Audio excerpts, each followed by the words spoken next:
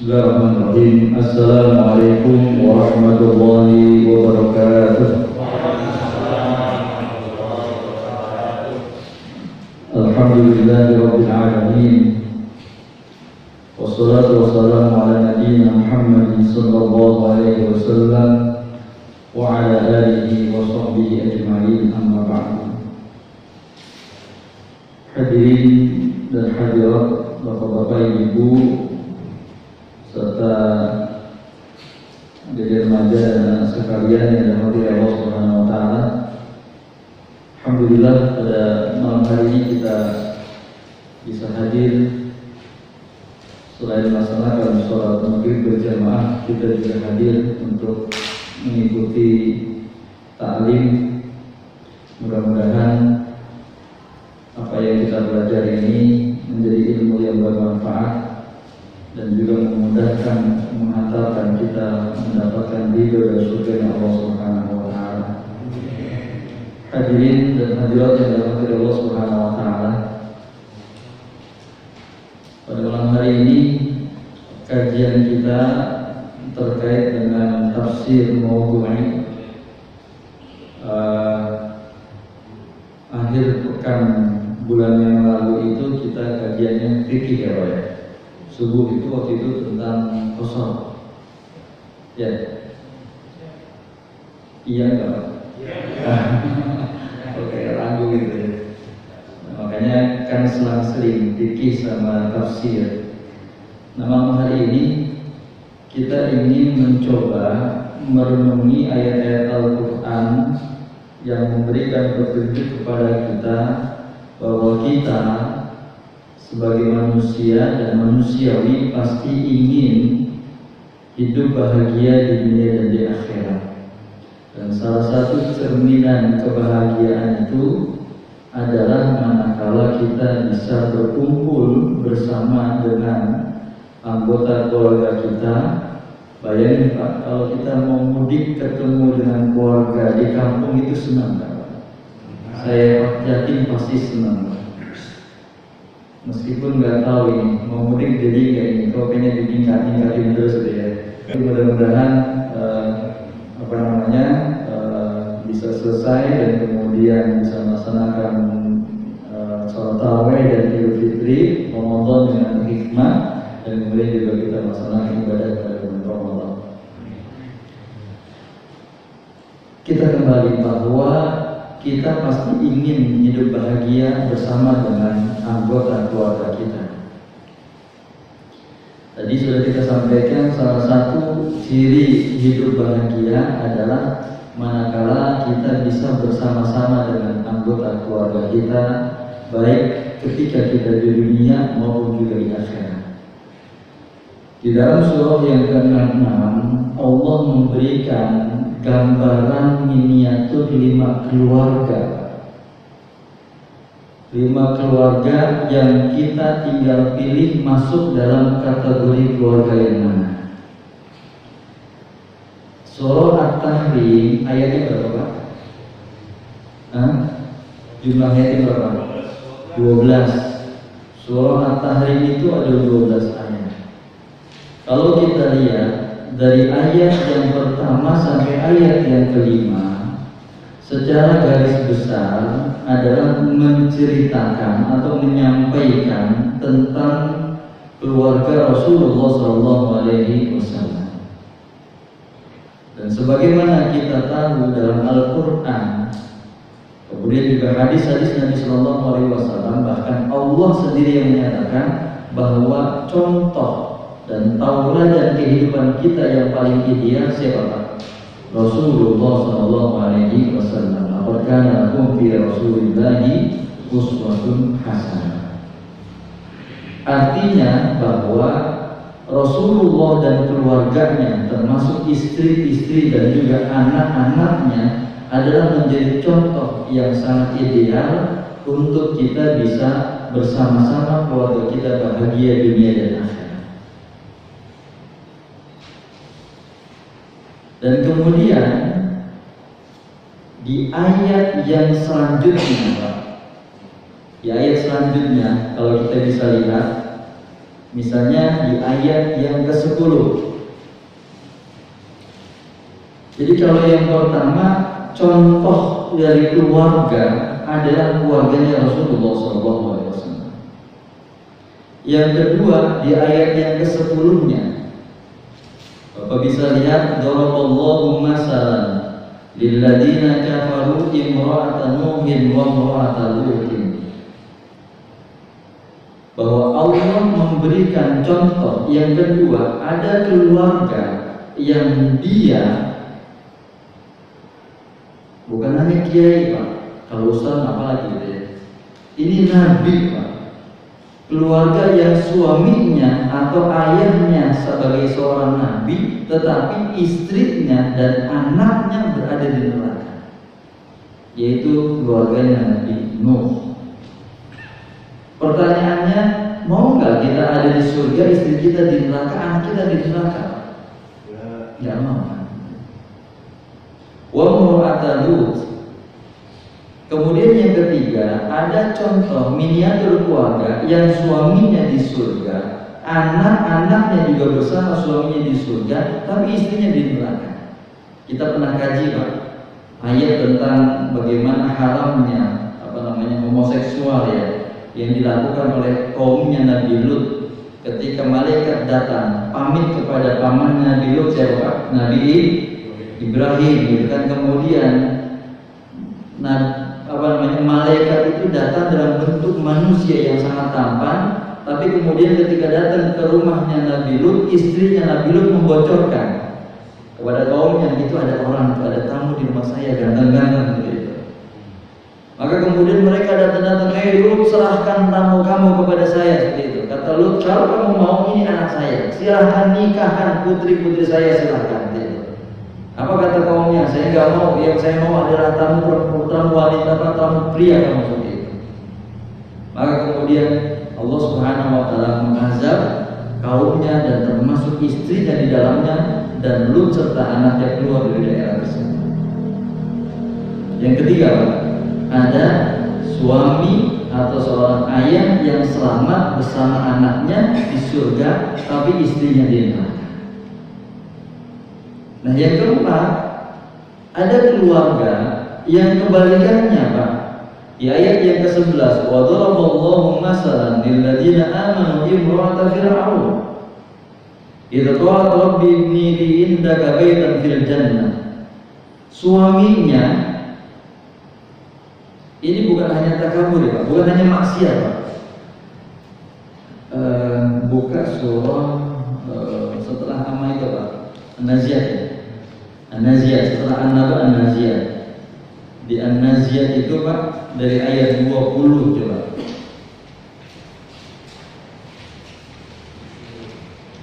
Dari ayat 17 itu Allah katakan, wahai Musa, idhab ila Fir'aun, pergilah kepada Fir'aun, innahu tagha, karena Fir'aun itu adalah melampaui batas. Faqul hal laka ila an tazakka wa ahdiyaka ila rabbika fatahsya. Fa'arahul ayat al-kubra sampai 21 surat. Fakadzdzaba wa 'asa, summa adbara yas'a, fahasyara fanada. Kemudian faqala ana rabbukumul a'la. Coba surah An-Naziat atau surah 79 ayat 24-nya. Apa kata Fir'aun Pak?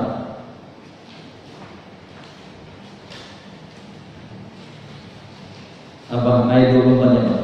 Akulah Tuhanmu yang paling tinggi. Fir'aun itu ngaku Tuhan Pak. Kalau ada rezeki nanti silakan main Pak. Kalau ada rezeki silakan main. Saya juga waktu mahasiswa itu dulu mahal ya Pak. Ukurannya kan kita mahasiswa ya. Dulu zaman dulu itu sekitar 30 sampai 40 Junai. Junai itu mata uang Mesir itu Junai, kalau dulu itu 2000 satu pon atau satu jin, bukan pon sterling Pak. Pon atau jinnya itu 2000 dulu harganya. Kalau sekarang saya tidak tahu. Itu sekitar 30 sampai 40 pon masuk ke museum yang di situ bisa lihat badan Fir'aun. Kan di Al-Qur'annya Allah katakan, nunajjika bi badanika litakuna liman khalfaka ayat. Kan kata Allah, kami selamatkan badan kamu untuk agar menjadi pengingat bagi orang-orang yang durhaka. Nabi Muhammad dengan Nabi Isa itu ratusan tahun, Pak. Jarak Nabi Isa dengan Nabi Musa itu juga bahkan ribuan tahun. Jadi kalau Nabi Muhammad dengan Nabi Musa itu bisa ribuan tahun, dari kita dengan Nabi Muhammad itu ribuan tahun, Pak. Tapi Fir'aun biasanya masih utuh. Karena saking takaburnya, faqala ana rabbukumul a'la. Kata kalau Fir'aun kepada kaumnya, kepada masyarakatnya, kepada penduduknya Mesir waktu itu, saya Tuhanmu yang maha tinggi, gitu seperti itu. Tapi apa, Pak? Istrinya sendiri berada di surga. Mau nggak kita jadi di neraka, istri kita di surga? Seperti Fir'aun. Enggak mau. Itu qalat rabbi ibni li indaka baitan fil jannah. Kata Asia ya Pak, istrinya. Kata Asia, ya Allah, bangunkan saya rumah di surga. Wa najjini min fir'aun wa amalihi wa najjini minal qaumil zalimin. Selamatkan saya dari orang-orang yang zalim. Fir'aun termasuk di dalamnya. Ini yang keempat. Saya bukan raja, saya juga bukan nabi, gitu kan? Kita manusia biasa, bukan presiden, bukan nabi, manusia biasa, atau juga bukan ustaz, bukan manusia biasa. Dan Allah memberikan contoh, Pak. Ini manusia biasa, tapi sekeluarga bahkan sampai cucunya ahli surga. Yang kelima, Pak, di ayat yang ke-12-nya, wa Maryam ibnata Imran allati ahsanat farjaha. Keluarganya Imran. Tadi selama kita baca. Jadi Imran itu punya istri siapa? Hana. Imran punya istri Hana. Hana mengatakan bahwa inni nazartu laka ma fi batni muharraran fataqabbal minni. Ya Allah, saya bernazar, anak yang ada dalam rahim saya ini saya akan wakafkan untuk dakwah Islam. Fataqabbal minni, maka terima ya Allah nazar saya. Falamma wada'at qalat rabbi inni wada'tuha unsa. Ketika lahir ternyata anaknya perempuan. Padahal saya berharap laki-laki. Wa inni samaituha Maryam. Saya kasih nama siapa? Maryam. Dan Maryam kemudian dipondokin, Pak, dipesantrenkan, di pesantrennya Zakaria. Wa kaffalaha Zakaria. Maka Maryam dikafil, maksudnya dididik sama Nabi Zakaria. Wa kaffalaha Zakaria kullama dakhala 'alaiha Zakaria mihrab wajada indaha rizqa. Ketika Zakaria masuk ke dalam musholanya, tempat ibadahnya, pesantrennya Maryam, kemudian Zakaria mendapat wajada indaha rizqa. Maryam, kok ini ada makanan, ada bisa, ada buah-buahan, gitu kan? Anda lagi ada, dia dikatakan ini dari mana makanannya? Qalat huwa min indillah. Kata Maryam, ini dari Allah. Maka kemudian Maryam pun punya anak, seorang nabi, siapa namanya? Nabi Isa, dari keturunan Imran. Nah sekarang pertanyaannya, dari 5 miniatur keluarga, kalau ayat ini ada 12, tengah-tengahnya ayat berapa?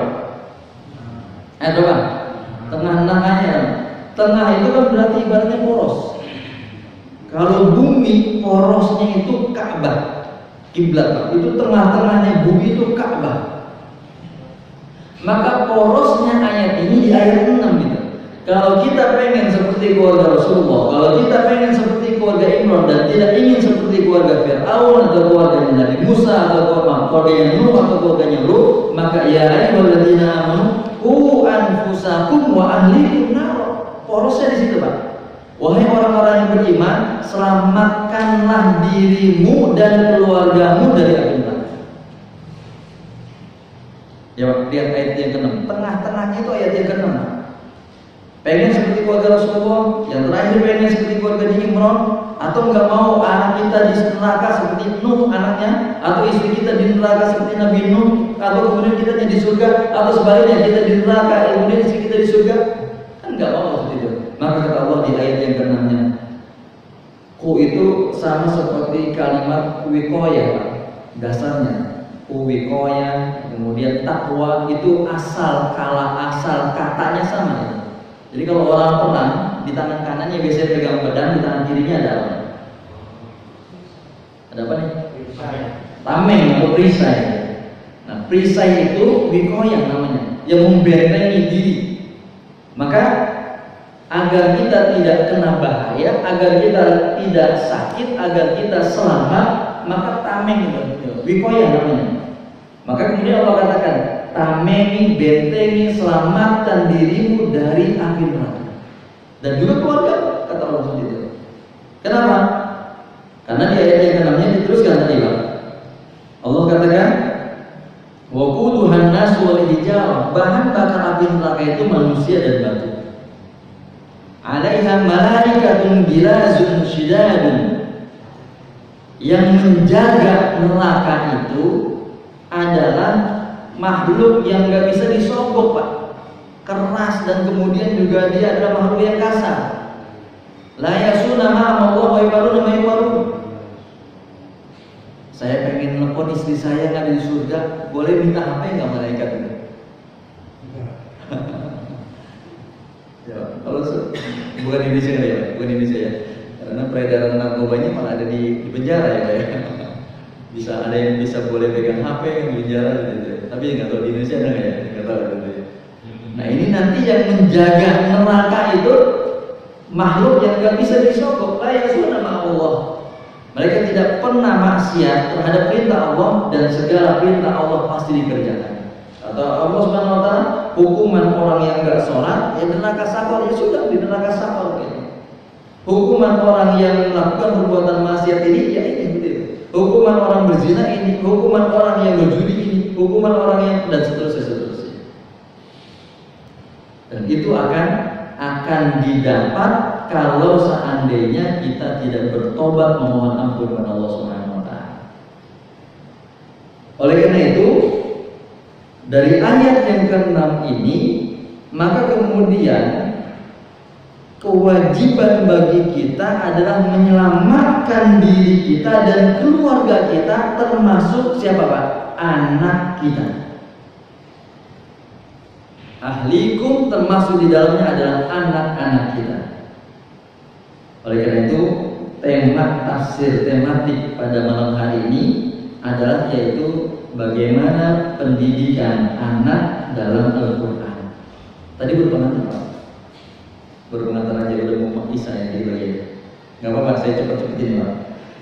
Rasulullah SAW bersabda dalam hadisnya bahwa ini hadis sahih, Pak, diriwayatkan oleh Muslim dari Abdullah bin Umar bin Khattab radhiyallahu anhu, annahu qala, bahwa Rasulullah SAW bersabda, ala kullukum ra'in wa kullukum mas'ulun an ra'iyyati. Ini panjang, bisa saya potong aja yang fokusnya. Wal rajulu ra'in ala ahli baitihi wa huwa mas'ulun anhum. Dan seorang laki-laki, kepala keluarga, seorang ayah adalah sebagai pemimpin. Ra'in itu kan sebenarnya bisa juga ra'iyah. Ra'iyah itu kan dari kayak rakyat itu. Rakyat itu kan ra'iyah, yang dipimpin, atau juga bisa juga nanti asal katanya seperti itu. Tapi kita nggak fokus itu.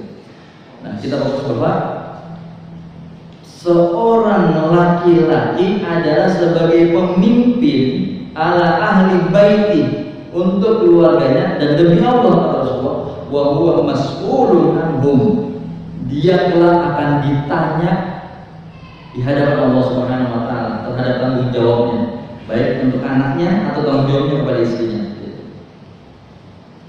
Oleh karena itu, pertanyaannya adalah, apa kewajiban orang tua kepada anak? Kalau sekarang mungkin udah cucu ya, Pak ya. Kemarin malah udah ada yang nikah ini, ini udah nikah ini. Ini kayaknya usianya udah memakai semuanya ya, Pak ya.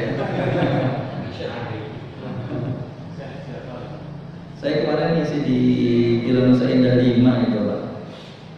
Banyak juga anak-anak muda, anak yang masih kecil ikut ngaji, Pak. Kalau di sini rata-rata udah 40 tahunan ke atas gitu ya. Emang udah siap-siap benar-benar mau ya Allah kalau saya meninggal dan kondisi ibadah gitu kan. Anak-anak mudanya, anak-anak remajinya gak diajak ini. Mana balik itu DKM ini? Disimpan bapaknya. Hah? Disimpan bapaknya. Disimpan bapaknya. Udah nanti diajak ya Pak.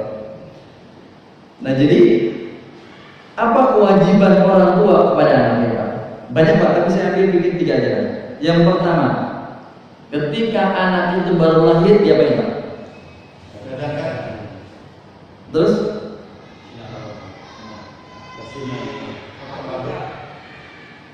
dia potong rambut. Kalau diazankan ada yang mengatakan iya, ada yang mengatakan enggak ya, khilafiyah. Nah ini mungkin yang sepakat saja lah. Kalau mau azankan silakan. Kalau tapi saya sih itu khilafiyah saja ya, silakan. Nah ini ada yang memang sepakat. Hadis Nabi sallallahu alaihi wasallam dari Samurah bin Jannah. Jadi anna Rasulullah sallallahu alaihi wasallam qala kullu gulamin rahinatun bi aqiqatihi tudbahu anhu yawma saji, bahwa setiap anak itu tergadaikan dengan akikahnya dan disembelihkan pada hari ke-7. Yang disembelih siapa? Bukan anaknya kan yang disembelihkan. Nah, jadi Nabi Ibrahim ya. Menyembelih Nabi Ismail, tapi larinya kepada ibadah kurban gitu. Nah ini anak kita yang disembelih bukan anaknya, tapi yang disembelih apa? Kambing atau domba gitu kan. Jadi yang pertama kewajiban adalah atau yang dilakukan orang tua harus adalah mengakikahkan anaknya. Wa yuhlahu, dan kemudian al-halqu. Kemarin kita sudah bahas Pak, bahwa Rasulullah SAW ketika itu mimpi untuk orang yang haji itu ada muhallaqina ru'usahum muqassirin, ada yang rambutnya dihabisin gundul, ada yang memang rambutnya cuma dipotong kosor gitu kan. Dikosor itu artinya yang tadinya jumlahnya 4 jadi 2, yang tadinya rambutnya ada 4 cm jadi cuma 2 cm gitu. Nah itu namanya muqassirin. Nah ini kata Rasulullah wa yuhna, rambutnya digundulin, habisin. Setelah itu ditimbang. Kemudian timbangan berat rambutnya itu kemudian disedekahkan 3 gram misalnya. Kalau agak mampu ya udah dikasih emas. Tapi kalau mungkin agak kurang mampu ya sudah 3 gram perak misalnya kita sedekahkan itu. Tadi timbangan anak rambut anak yang berlahir atau cucu yang berlahir. Diakikahkan hari ke-7, kemudian dipotong rambutnya, ditimbang dan kemudian disedekahkan. Wa yusamma, dan kemudian juga dikasih nama dan nama yang baik.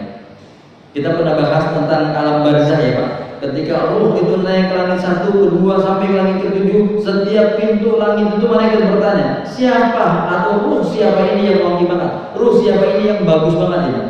Malaikat mengatakan Fulan bin Fulan. Jadi kalau namanya dikasih nama yang baik, nanti ayahnya pun ikut disebut ketika ruh itu naik sampai ke langit ke-7 seperti itu. Makanya kasih nama yang baik ya Pak. Tapi jangan mentang-mentang ngambilnya dari Al-Quran misalnya Jahannam gitu kan. Jangan ya Pak, anak dipanggil karena dari Al-Quran saya kasihlah nama-nama yang baik gitu. Itu yang pertama, kewajiban orang tua memberi nama, mengakikahkan, dan kemudian dia kemudian memgunting atau juga memotong rambutnya. Yang kedua Pak, di surah Al-Baqarah ayat 233, wa 'alal mauludi lahu apa Pak? Rizquhunna wa kiswatuhunna bil ma'ruf. Kewajiban, ini ayat ini mengatakan wajib bagi orang tua untuk memberikan nafkah makanan, rizquhunna wa kiswatuhunna, dan pakaian dengan baik, baik untuk istrinya atau juga untuk anak. Ya. Bahkan Rasulullah SAW dalam hadisnya beliau mengatakan idza anfaqal muslimu nafaqatan ala ahlihi, apabila seorang muslim memberikan nafkah untuk keluarganya, wa huwa yahtasibuha. Yahtasibuha itu begini Pak, besok nih Pak, besok ini kita Ramadan, kemudian Rasul mengatakan man qoma ramadhana imanan wa ihtisaban aja ya. Barang siapa yang sholat pada bulan Ramadan, sholat malam, maksudnya sholat tarawih, dengan iman dan kemudian mengharapkan ridho Allah. Ihtisaban artinya begitu, mengharapkan ridho Allah. Makanya kemudian juga di hadis ini katakan, barang siapa yang menginfakkan hartanya untuk keluarganya, wa huwa yahtasibuha, dan dia mengharapkan ridho karena Allah Subhanahu wa taala, kanat lahu shadaqah, maka nafkah yang dia berikan meskipun itu adalah kewajiban, tapi setiap kali dia memberikan nafkah untuk anak dan istrinya dihitung oleh Allah sebagai sedekah. Ada ibu nggak? Nggak ada ya? Kalau ibu ada mungkin ibu bilang, ya Pak Ustaz nyampein gitu kan ya, makanya jadi sedekah gitu kan, yang tadi uang belanjanya 100.000 udah dinaikin aja lah jadi 200.000 udah kan sedekah gitu. Jadi kalau mungkin ibu tahu dengar itu kan, nah ternyata nafkah yang kita berikan untuk anak dan untuk istri dinilai oleh Allah sebagai sedekah kata Rasulullah SAW. Dan yang ketiga, kewajibannya adalah kewajiban memberikan pendidikan. Ini Pak, kewajiban memberikan pendidikan kepada anak kita. Bagaimana pendidikan yang diajarkan dari Al-Quran? Buka surah Luqman ya Pak. Surah berapa tadi? Surah 31. Dari surah At-Tahrim, keluarga yang ideal dan kemudian patokannya, porosnya, pusatnya adalah ayat yang ke-6. Maka kemudian kewajiban orang tua adalah, yaitu salah satunya memberikan pendidikan. Surah 31, kalau Al-Quran yang besar ini halaman 413 teman. Ya, dari ayat yang ke-12 saja, 12 sampai ayat 19, satu halaman tuh. Apa kewajiban yang pertama? Nah, kewajiban memberikan pendidikan anak yang pertama adalah yaitu pendidikan akidah, Pak. Pendidikan akidah. Ingat Pak, anak kita itu semuanya dari hadis Nabi SAW dilahirkan dalam kondisi dia fitrah. Memang dia adalah murni Pak, suci. Kan Rasulullah mengatakan belum mauludin yulad wala fitrah. Orang tuanya lah yang menjadikan dia Yahudi, Nasrani atau juga Majusi, penyembah api atau penyembah patung Pak. Atau Buddha, penyembah patung Hindu. Ini kuat kan? Enggak. Tapi kalau beda. Orang tuanya yang menjadikan dia penyembah patung gitu kan, ngasih sesajen dan sebagainya gitu. Atau orang tuanya yang menjadikan dia muslim gitu kan. Nah makanya anak kita, istri kita, di ayat Al-Quran dikatakan innama amwalukum wa auladukum fitnah, anakmu, istrimu adalah ujian. Tapi di ayat yang lain mengatakan bahwa istri kita azwajukum wa auladukum aduwwun lakum. Istri anak kita itu akan menjadi musuh kita. Kapan? Nanti di akhirat Pak. Saat dia tidak diberikan nafkah atau saat dia tidak diberikan pendidikan, terutama pendidikan ilmu akidah atau keimanan, kemudian dia mengatakan, ya Allah, dulu ayah saya yang ngajarin saya Islam, dulu ayah saya tidak memperkenalkan, dulu ayah saya tidak, dan seterusnya. Dia ngadu pada Allah, saya nggak mau ya kalau ayah saya di surga, kemudian saya di neraka. Makanya kewajiban yang pertama adalah menanamkan akidahnya, memberikan pendidikan akidah. Nah pertanyaannya bagaimana? Kalau anak kita masih kecil Pak, ini mungkin cucu ya, mungkin cucu ya. Anak kecil itu kan dia belum bisa berpikir abstrak Pak. Ya. Anak-anak kecil itu juga, saya punya ponakan Pak, adiknya almarhum, adik saya almarhum itu kan punya anak masih kecil, masih usia TK. Pernah nanya waktu itu, manggil adik juga ke saya, Bi, emangnya Tuhan ada gitu? Gimana itu? Kan bingung bapak dia gimana?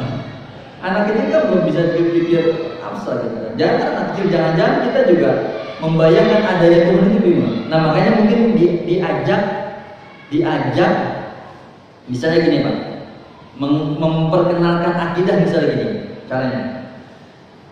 dalam Islam ada yang namanya ayat-ayat kauniyah, ada yang namanya ayat kauniyah. Qul huwallahu ahad, Allahus samad, lam yalid wa lam yulad wa lam yakul lahu kufuwan ahad. Itu namanya ayat apa? Kauniyah. Katakan Tuhan itu esa, satu.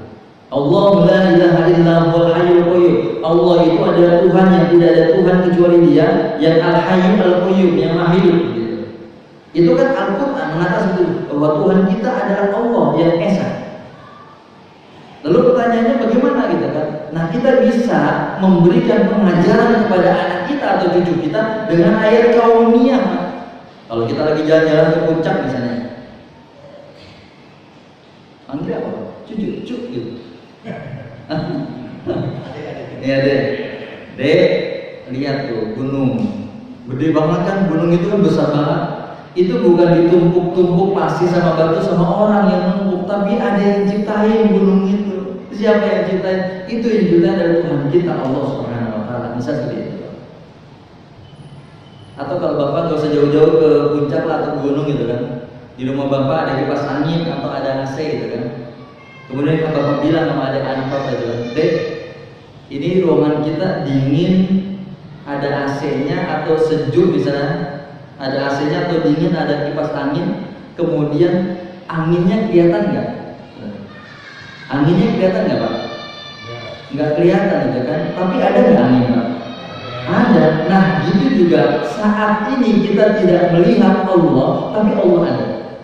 Nah gitu aja, maksudnya diajak sesuatu berpikir bahwa Allah itu ada Pak. Dek, mau nggak pegang listrik? Tapi kan bahaya Pak. Pegang listrik mau nggak? Nggak mau gitu kan? Ada nggak sebetulnya listrik Pak? Ada, kelihatan nggak? Kalau lagi nggak ada foto nggak kelihatan itu kan? Tapi ada nggak? Ada gitu kan? Listrik aja juga nggak kelihatan tapi ada gitu kan? Nah, kalau udah bentuk nyala begini mah kelihatan ya. Tapi ketika misalnya apa namanya dalam bentuk aliran, artinya sesuatu yang bisa kita ajak untuk bisa kita jelaskan bahwa keberadaan Allah Subhanahu Wa Taala. Kalau anaknya sudah agak besar Pak, kalau anaknya sudah agak besar, logikanya bisa diajak bicara, bisa kritis, SD, SMP yang sudah agak kritis itu Pak. Itu di ayat 16-nya coba kita lihat, surah Luqman. Apa? Surah Luqman ayat 16 ini mengajarkan tauhid juga. Ya bunayya innaha intahu misqala habatin min khardalin fatakun fi sakhratin aw fis samawati aw fil ardi ya'ti bi Allah. Tanamin tuh akidah gitu. Bahwa Allah itu ada di mana kapanpun. Innallaha latifun khabir, bahwa Allah maha lembut, maha mengetahui Pak. Jangankan yang lahir Pak, jangankan yang kasat mata, sesuatu yang mata tidak bisa lihat Allah tahu. Nanti Pak, habis sholat isya, Bapak sholat 2 rakaat, kan orang nggak tahu Bapak itu sholat ba'diyah atau sholat witir atau jangan-jangan Bapak kodo sholat subuh yang dari subuh ke siang. Ya kan? Yang tahu siapa? Hati Bapak sama Allah kan?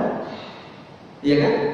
Allah mengetahui, jangankan yang dilihat oleh mata kita, yang tidak dilihat oleh mata kita, yang terbesit dalam hati kita pun Allah tahu. Nah misalnya kita ajak ngomong Pak anak kita, ada CCTV gitu kan? Nah misalnya ada CCTV itu kan, di luar ada CCTV itu kan?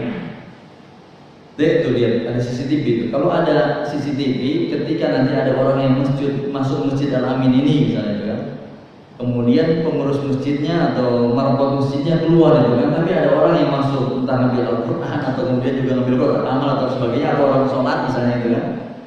Tapi nanti suatu waktu bisa kelihatan gitu kan, karena direkam sama CCTV gitu kan, direkam sama CCTV gitu kan, ketahuan.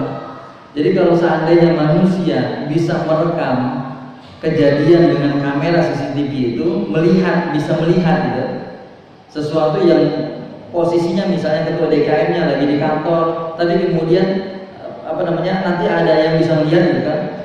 Lah Allah juga bisa melihat, apalagi Allah gitu kan. Manusia aja bisa merekam gitu kan, apalagi Allah sangat bisa merekam, sangat bisa melihat yang sedang dilakukan oleh kita gitu. Sehingga kalaupun anak kita kos misalnya Pak, anak kita tidak ada di pengawasan kita, kan sekarang HP mah luar biasa ya Pak. Dia searching cari apa gitu kan, mungkin di lantai atas tidurnya gitu kan, HP-nya nggak dibatasi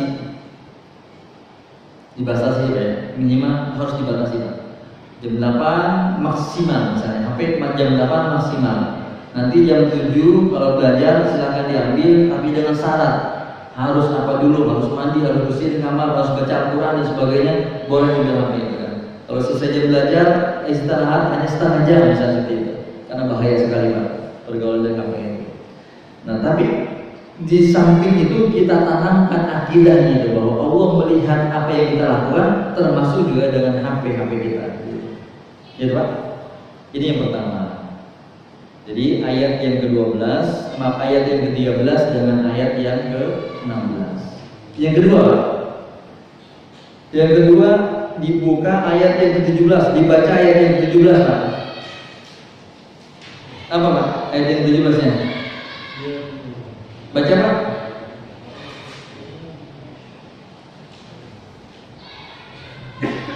Biar Ustaznya boleh minum dulu. Silakan Pak, dibaca Pak.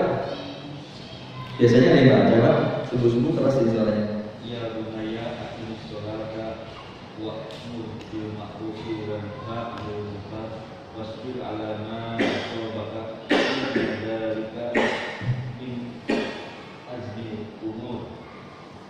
Iya. Kalau artinya Bapak bisa lihat ya.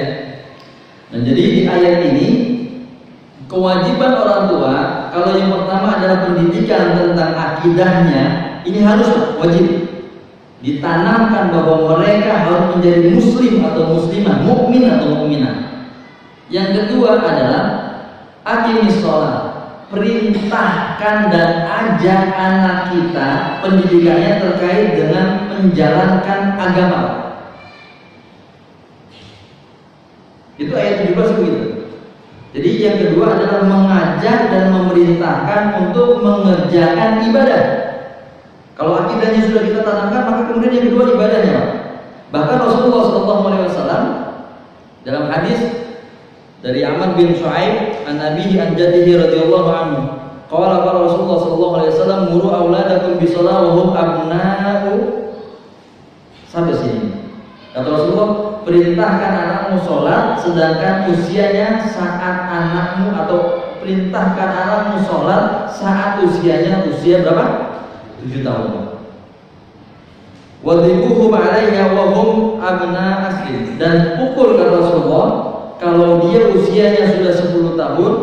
Wa farriqu bainahum fil madaji, dan pindahkan, pisahkan tempat tidurnya Pak.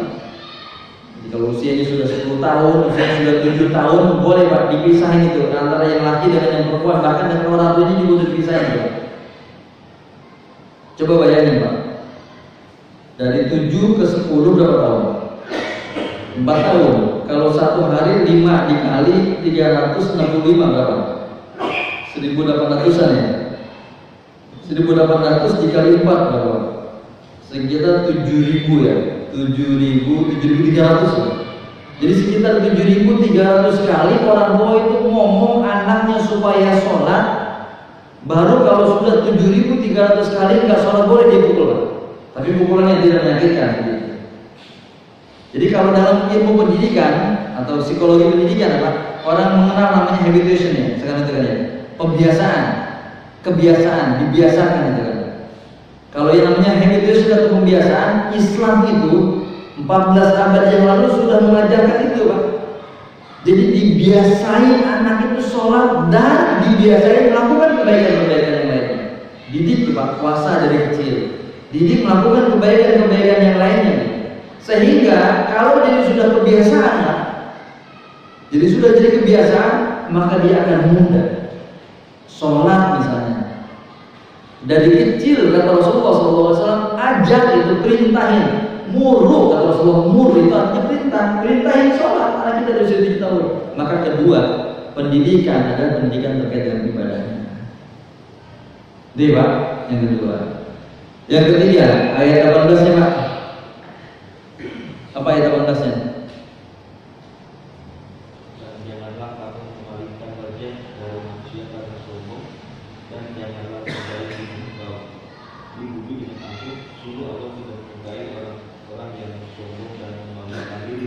Iya. Tadi ayat 17 dibaca ayat Al-Quran, sekarang baca terjemahan. Yang ketiga, akidahnya udah kita ajarin Pak, ibadahnya dikira ya, 2 lagi selesai. Ibadahnya sudah kita ajarin ya Pak. Nah yang ketiga, kemarin kita sudah bahas ya Pak, dibahas surah An-Nisa itu bagaimana etika bertetangga kan Pak? Ya kan? Tafsir waktu itu udah belum? Ini jangan memang cuma 5 orang, jadi 5 orang yang handle itu. Di sini kan Pak, saya pernah nyampein ya. Bagaimana etika bertetangga kan? Iya. Nah, yang ketiga, ajarin anak kita akhlak. Kenapa? Karena tadi bahwa Rasulullah SAW pernah datang seseorang yang ngadu, Pak. Ya Rasulullah, inna mulana karena sholatuha wa qiyamuha wa sholat. Ya Rasulullah, si fulana ini sholat malamnya masya Allah luar biasa, udah lewat lah itu, selain waktu pasti dia kerjakan. Wasiyami yang siang harinya, puasa Ramadan pasti dia kerjakan, puasa sunnah aja dia kerjakan, wasodaqotihah zakatnya pasti dia tunaikan, sedekah aja dibayar. Apakah kata sahabat tadi?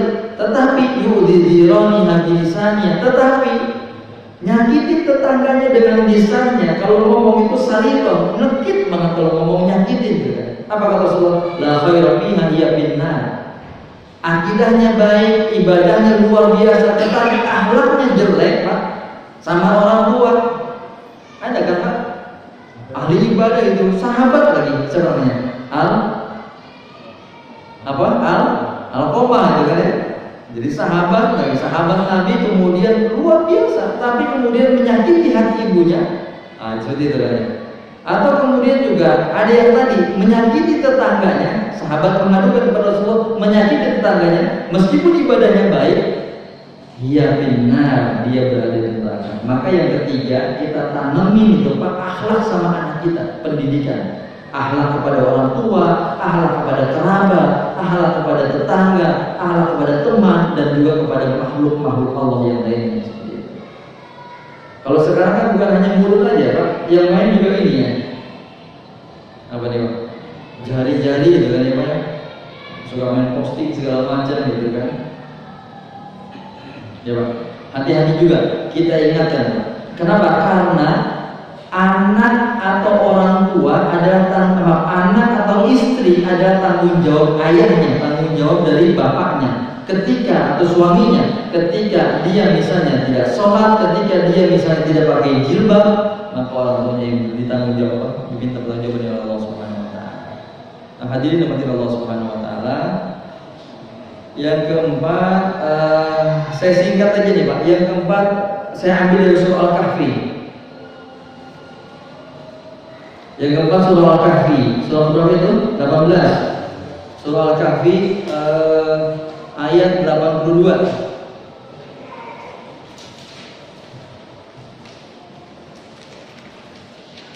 Ayat 82 itu halaman 303. Ini Pak. Jadi saya potong aja. Jadi Nabi Musa pernah berjalan dengan hamba Allah yang soleh. Ada yang mengatakan Nabi Khidir ya Pak. Pernah berjalan dengan hamba Allah yang soleh, Nabi Khidir. Kemudian berhenti di sebuah kampung. Kemudian Nabi Khidir melihat ada tembok yang miring, tembok yang roboh. Kemudian Nabi Khidir membetulkan tembok itu. Kemudian kata Nabi Musa, "Lau syi'ta latakhadta 'alaihi ajra." Ayat 77-nya itu ya. Jadi ayat 77 surah Al-Kahfi, kata Nabi Musa, kalau engkau mau, engkau bisa ambil itu upah, minta upah dari orang yang punya tembok itu gitu kan. Apa kata Nabi Khidir? Wa ammal jidaru fa kana li ghulamaini yatimaini fil madinati wa kana tahtahu kanzul lahum wa kana abuhuma sholihan. Coba. Kata Nabi Khidir, tembok ini adalah punya orang yang dia punya anak yatim, yang di bawah tembok itu ada harta yang disimpan, nanti kalau sudah besar Allah kasih tahu harta itu bisa diambil karena kedua orang tuanya adalah orang yang tua yang soleh. Wa kana abuhuma sholihan. Nah, saya ngambil poin yang keempat, pendidikan anak yang keempat adalah selain akidah, ibadah dan akhlaknya, yaitu orang tua harus menjadi role model, Pak. Kalau bahasa pendidikannya ya, menjadi role model atau menjadi uswah, menjadi tauladan. Nyuruh anaknya, sholat masjid, tuh repot kan? Masuk ya. Ayo masjid sana ke masjid. Orang tuanya malah nonton gitu ya. Orang tuanya malah nonton TV gitu kan. Nggak jadi contoh. Masih kecil merokok gitu kan. Masih kecil merokok, bapaknya juga merokok ya. Masih kecil, ya orang ada niat tayanya gitu. Niat dia tayanya gitu kan. Seperti itu. Nah jadi bahasa lainnya ini saya singkat aja. Bahasa lainnya kalau kita pengen punya anak seperti anaknya Imron, pengen punya anak seperti anaknya Rasulullah, pengen punya anak-anak yang soleh, kita juga harus soleh juga Pak gitu. Harus jadi role model. Wa kana abuhuma sholihan, surah Al-Kahfinya di ayat yang 82 tadi mengatakan orang tuanya itu adalah orang tua yang soleh. Orang tua yang soleh jangankan dia masih hidup Pak, dia sudah meninggal dunia aja memberi manfaat untuk anaknya Pak. Banyak ya Pak, banyak manfaatnya kalau orang tua itu soleh seperti itu.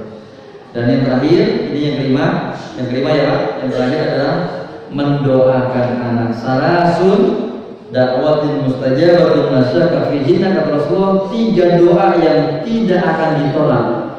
Dakwatul mazlum, doa orang yang dizolimi. Dakwatul musafir, doa orang yang safar. Yang ketiga adalah dakwatul warid ala walid, doa orang tua untuk anak pasti tidak akan ditolak oleh Allah Subhanahu wa taala.